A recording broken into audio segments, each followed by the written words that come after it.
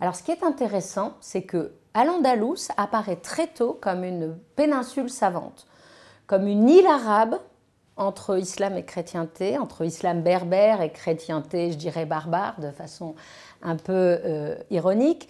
Et de ce fait, la particularité d'Al-Andalus, c'est d'être une terre de savants. Et ça, c'est initié pour des raisons politiques et très tôt par les califes omeyyades, qui sont en rivalité avec les califes abbassides de Bagdad. Ils cherchent au Xe siècle à attirer les savants, à attirer également les ouvrages. On sait qu'ils achètent de très nombreux livres à Bagdad, mais aussi à Constantinople. Et on dit que le deuxième calife omeyyade, Al-Hakam II, de 961 à 976, avait une bibliothèque, avait réuni une bibliothèque de près de 400 000 ouvrages. Le chiffre est certainement exagéré, mais malgré tout, même si on divisait par 10 ce nombre, c'est peut-être la plus grande bibliothèque du monde à cette époque. Donc une volonté d'apparaître comme des experts en langue arabe, des experts en sciences, et ça va tout à fait dans le programme politique des Omeyyades, qui est de dire que depuis cette péninsule, très éloignée du cœur historique de l'islam, eh bien, le titre califal peut rayonner et qu'Al-Andalus n'a rien à envier à l'Orient.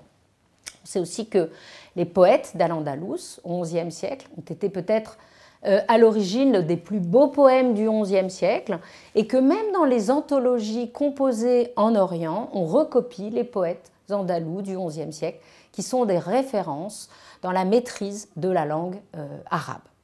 Et puis, cette coloration intellectuelle, ce rayonnement culturel se retrouve aussi dans les minorités. On sait que Azdaï ibn Shaprut, médecin personnel du calife Abdelrahman III, traducteur du livre de Dioscoride, un livre des Materia Medica, un livre de médecine du savant grec de l'Antiquité Dioscoride, Azdaï ibn Shaprut veut que les Juifs d'Al-Andalus soient autonomes en quelque sorte et ne soient pas obligés de se référer aux académies babyloniennes, notamment celle de Pumbedita.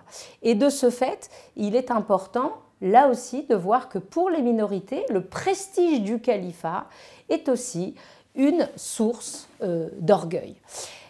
Cette identité savante de la péninsule se poursuit notamment sous les dynasties berbères, où Al-Andalus va fournir les grands koutabs, les grands secrétaires de chancellerie, qui aussi maîtrisent parfaitement la culture arabe, la langue arabe, la culture islamique. Et donc, là aussi, ce prestige intellectuel d'Al-Andalus est un motif essentiel qui va se poursuivre pendant longtemps et auquel les minorités vont participer.